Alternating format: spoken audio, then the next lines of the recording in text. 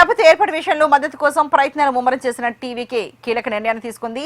అధికార భాగస్వామ్య దిశగా అన్నాడీఎంకే అడుగులు వేస్తున్న నేపథ్యంలో ఎన్డీఏ పార్టీలతో సంప్రదింపులు జరిపే ప్రసక్తే లేదని తేల్చి చెప్పింది.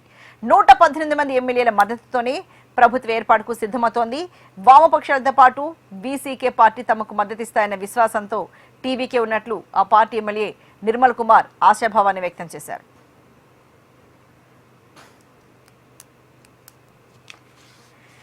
మరోవైపు టీవీకేతో కలిసి ప్రభుత్వాన్ని ఏర్పాటు చేసేందుకు డీఎంకే భాగస్వామి పక్షాలైన సిపిఐ, సిపిఎం, బీసీకే పార్టీలు ఇంకా తుది నిర్ణయం తీసుకోలేదు. సిపిఐ నేత వీరపాండియన్తో టీవీకే ఎమ్మెల్యే నిర్మల్ కుమార్ భేటీ అయి మద్దతు కోసం చర్చించారు. అయితే టీవీకేకు మద్దతుపై రేపు క్లారిటీ ఇస్తామని అటు వామపక్షాలు, బీసీకే చెబుతున్నాయి. మరోవైపు అసెంబ్లీ ఎన్నికల్లో 2 స్థానాలు గెలిచిన ఐయుఎంఎల్ పార్టీ టీవీకేకు మద్దతు ఇచ్చేది లేదని స్పష్టం చేసింది. ఇదిలా ఉంటే అన్నాడీఎంకే వేస్తున్న వ్యూహాత్మక అడుగులు రాజకీయాన్ని మరింతగా రసవత్తరంగా మారుస్తున్నాయి. గవర్నర్తో పళనిస్వామి భేటీ వెనుక వ్యూహాలు ఏంటన్నది ఇప్పుడు ఆసక్తికరంగా మారింది.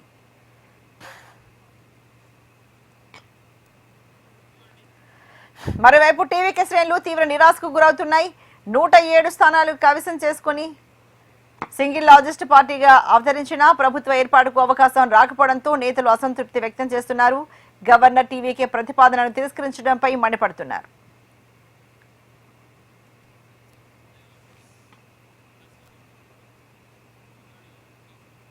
మరి దేశానికి సంబంధించి మరింత తాజా సమాచారాన్ని మా కాన్సంట్రేట్ ఎడిటర్ శివప్రసాద్ అందిస్తారు. శివప్రసాద్, మరి గవర్నర్ అనుమతి ఇవ్వలేదు. 118 మంది మద్దతు ఉంటేనే టీవీకే పార్టీ సీఎంగా విజయ్ ప్రమాణ స్వీకారానికి మేము ఓకే చెప్తాం, లేదు అంటే ఒప్పుకునే ప్రసక్తి లేదని చెప్తున్నాయి. మరి దీంతో తీవ్ర అసంతృప్తికి లోనయ్యాయి టీవీకే వర్గాలు. మరి దీనికి సంబంధించి తమిళనాడు రాజకీయాలు తాజాగా ఎలా మారుతున్నాయి, ఏం జరుగుతోంది శివప్రసాద్? ఈవెన్ అంటే గవర్నర్ మీద చాలా తీవ్రమైనటువంటి విమర్శలు మాత్రం వస్తున్నాయి. సో ఎందుకంటే సింగిల్ లార్జెస్ట్ పార్టీగా అవతరించిన తర్వాత వాళ్ళకి ఎంత మద్దతు ఉంది, ఎంత మద్దతు లేదు. ఆల్రెడీ కాంగ్రెస్ పార్టీ తన 5 సీట్ల విషయంలో వాళ్ళు మేము సపోర్ట్ చేస్తున్నామని చెప్పేసింది. దానికి తగినటువంటి ఆధారంగా లెటర్ కూడా సమర్పించింది. లేకపోతే మిగిలిన పార్టీలు, లెఫ్ట్ పార్టీలు 2 పార్టీలు ముందు ఇవ్వమని చెప్పినాయి. తర్వాత స్టాలిన్తో ఇవాళ మీటింగ్ జరిగిన తర్వాత ఆ 2 కూడా మళ్ళీ పునరాలోచించుకుంటాం, రేపు చెప్తాం ఖచ్చితంగా అని అది కూడా చెప్పేసింది.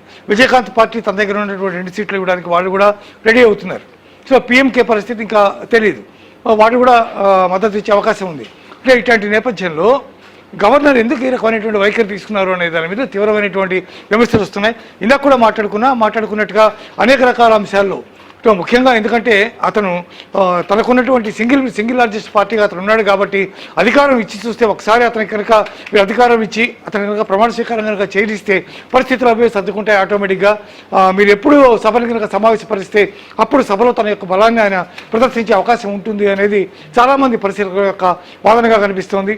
కపిల్ సిబాల్ లాంటి కాంగ్రెస్ పార్టీ నుంచి మాట్లాడుతున్నారు కాబట్టి వ్యతిరేకంగా మాట్లాడతారు న్యాచురల్గా గవర్నర్కి, కానీ కపిల్ సిబాల్ లాంటి వాళ్ళు కూడా అదే రకమైనటువంటి మాటలు మాట్లాడుతున్నారు. మరోవైపు కమల్ హాసన్ లాంటి సినిమా యాక్టర్స్ రాజకీయ నాయకులు అనేటువంటి వాళ్ళు కూడా అదే విమర్శలు చేస్తున్నారు. స్టాలిన్ ఇప్పటికే తన అసంతృప్తిని ఆల్రెడీ వ్యక్తం చేశారు. ఈవెన్ లెఫ్ట్ పార్టీలు కానీ లేకపోతే విజయకాంత్ పార్టీకి సంబంధించినటువంటి నేతలతో సమావేశమైనప్పుడు రాజ్యాంగ సంక్షోభం కలగకూడదు కాబట్టి మీరు మద్దతు ఇవ్వండి అని చెప్పి కూడా సపోర్ట్ చేసింది కూడా స్టాలినే అని చెప్పి సమాచారం తెలుస్తుంది. ఇట్లాంటి నేపథ్యంలో గవర్నర్ పాత్ర మీద చాలా తీవ్రమైనటువంటి అసంతృప్తి వ్యక్తం అవుతోంది. మరోవైపు గవర్నర్ మాత్రం తను రాజ్యాంగబద్ధంగానే వెడుతున్నాను అన్నట్టుగా ప్రవర్తిస్తున్నారు. మరోవైపు తమిళనాడుకు చెందినటువంటి చీఫ్ సెక్రటరీ, డీజీపీ కీలక అధికారులతో గవర్నర్ సమావేశమయ్యారు. సమావేశమై చాలాసేపు వాళ్ళతో చర్చలు జరిపినట్టుగా సమాచారం తెలుస్తుంది. ఆ చర్చల ఫలితం ఏమిటి అనేది ఇంతవరకు ఇంకా క్లారిటీ రాలేదు, కానీ మొత్తాన్ని వాడిద్దరితో మాత్రం ఆయన మాట్లాడుతున్నటువంటి పరిస్థితి మాత్రం తెలుస్తోంది.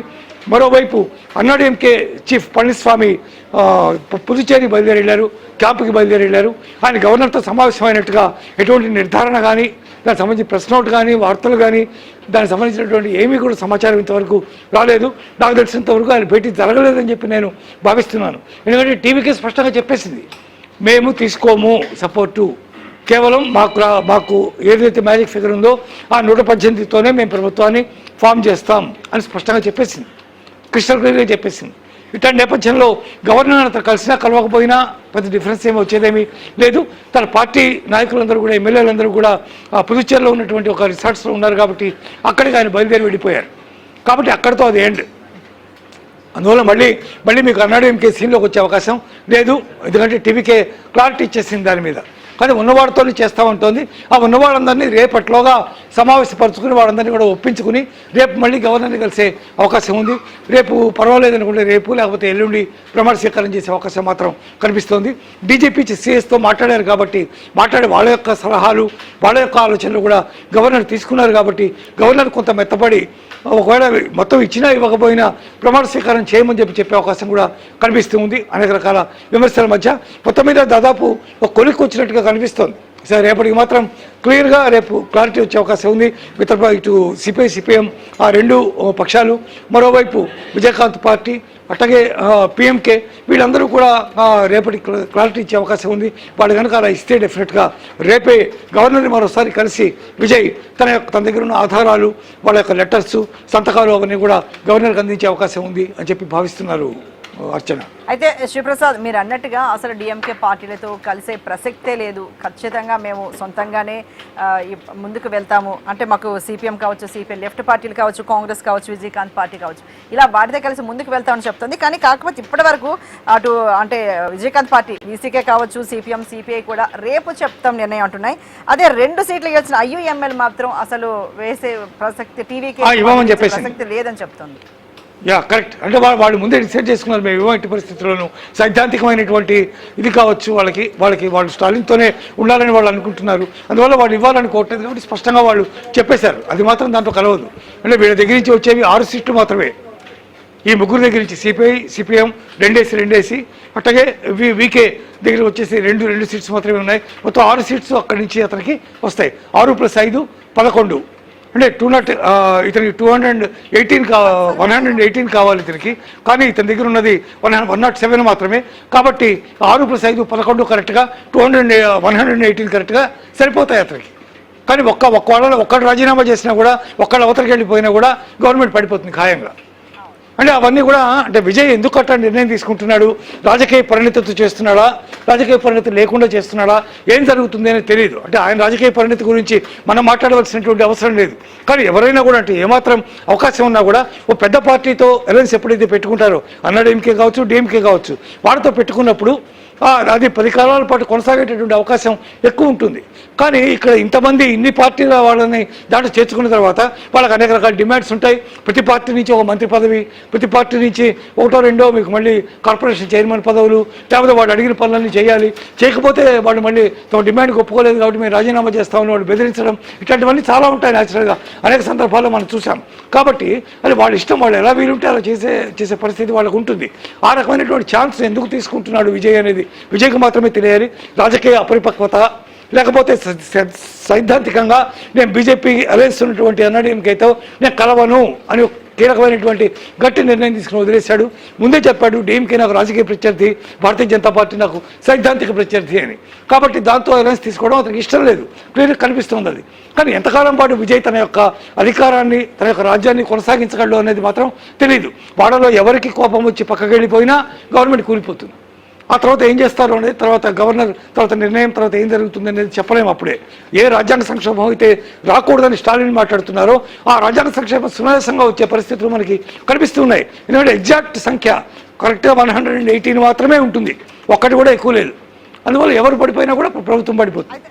కాబట్టి ఇవన్నీ కూడా విజయ్కి తెలియదా అంటే విజయ్కి చాలామంది సలహాదారులు ఉండొచ్చు, సాటి ఎమ్మెల్యేలు కొంతమంది చెప్తున్నారు. ఇప్పుడు ఒక 4-5 పార్టీల నుంచి తీసుకుంటున్నారు కాబట్టి ఏ ఒక్కరు వెళ్ళిపోయినా సరే మళ్ళీ ఇంకా ఖచ్చితంగా అప్పుడు అక్కడ సంక్షోభం ఏర్పడుతుంది, వీగిపోతుంది అని. కానీ కాకపోతే ఒక పార్టీ అంటే వీళ్ళు సీఎంగా టీవీకి విజయ్ సీఎంగా అవతరించిన తర్వాత డిఎంకే పార్టీల నుంచి అన్నాడీఎంకే కావచ్చు, డిఎంకే నుంచి కావచ్చు, ఎవరు వచ్చే అవకాశాలు లేదా వలసలు వచ్చే అవకాశాలు లేవంటారా? ఎవరు రారా ఈ పార్టీలకు చేరారా? డిఎంకే పార్టీ నుంచి ఎవరు వెళ్తారని అనుకోవట్లేదు. అన్నాడీఎంకే పార్టీ నుంచి కొంతమంది వెళ్ళిపోవచ్చు, ఎందుకంటే వాళ్ళకి అన్ని దారులు మూసుకుపోయినాయి. విజయ్ ఏమైనా పిలుస్తాడేమో అని ఆశ ఇంత క్రితం ఉండేది. విజయ్ నేను పిలవనని చెప్పేశాడు. కాబట్టి ఇప్పటికి కూడా క్యాంపులో ఉన్నది కేవలం 30 మాత్రమే అని చెప్తున్నారు. 30 మంది మాత్రమే క్యాంపులో ఉన్నారంటే మిగిలిన వాళ్ళందరూ ఏమైపోయారు? మిగిలిన వాళ్ళందరూ ఎక్కడో ఉంటున్నారు కదా. వాళ్ళంతా వాళ్ళుగా మేము వెళ్ళిపోతాం, వెళ్ళి జాయిన్ అవుతాం అనొచ్చు. కానీ అట్లయితే వాళ్ళకి పార్టీ మారినందుకు కానీ వాళ్ళకి యాంటీ డిఫెక్షన్ వాళ్ళ కోసం వస్తుంది, బిల్లు వాళ్ళకి వర్తిస్తుంది. కాబట్టి వాళ్ళు డిస్క్వాలిఫై అయ్యేటటువంటి పరిస్థితి ఏర్పడుతుంది. అలా కాకుండా వెళ్ళాలంటే 2/3 మెజార్టీతో వెళ్ళాలి. 2/3 మెజార్టీ అంటే కనీసం 32 మంది ఉండాలి. ఆ 32 మంది ఒకేసారి జాయిన్ అవ్వాలి. అలా జాయిన్ అయితే అప్పుడు అన్నాడీఎంకే లేదు, దీంతో వాళ్ళు అక్కడ టీవీకేలో కలిసిపోతారు వాళ్ళు. టీవీకి మెర్జ్ అయిపోతారు టోటల్గా. అప్పుడు వాళ్ళకి యాంటీ డిఫెక్షన్ బిల్ వాళ్ళకి వర్తించదు. ఆ స్థితి రావాలి. ఆ స్థితి రావాలంటే ఇక్కడున్న 30 మందిలో మళ్ళీ కొంతమంది చీలి ఇప్పుడు ఈ క్యాంపులో లేనటువంటి వాడితో చేరాలి. ఇదంతా ఒక పెద్ద తతంగం. రైట్. అంటే అందుకని ఈ ప్రాసెస్ అంతా జరగడానికి చాలా టైం పట్టే అవకాశం ఉంది. అది జరుగుతుందో లేదో కూడా తెలియదు. ఒకటి అదే కనుక జరిగితే రేపొద్దున విజయ్ ఇంకా స్ట్రెంగ్త్ అవుతాడు డెఫినెట్గా, గ్యారంటీ, అందులో ఎటువంటి సందేహం లేదు. ఎగ్జాక్ట్ సంఖ్య మాత్రం ఉండకూడదు అనేది నేను చెప్తున్నటువంటి ప్రధానమైనటువంటి అంశం. కనీసం 10 మంది 15 మంది ఎక్కువ ఉన్నా కూడా కొంత బెటర్మెంట్ ఉంటుంది. ఎవరిని చూసి భయపడాల్సినటువంటి అవసరం ఉండదు. అది నేను చెప్తున్న దాని యొక్క ప్రధానమైనటువంటి ఉద్దేశం. Okay, right. Thank you so much.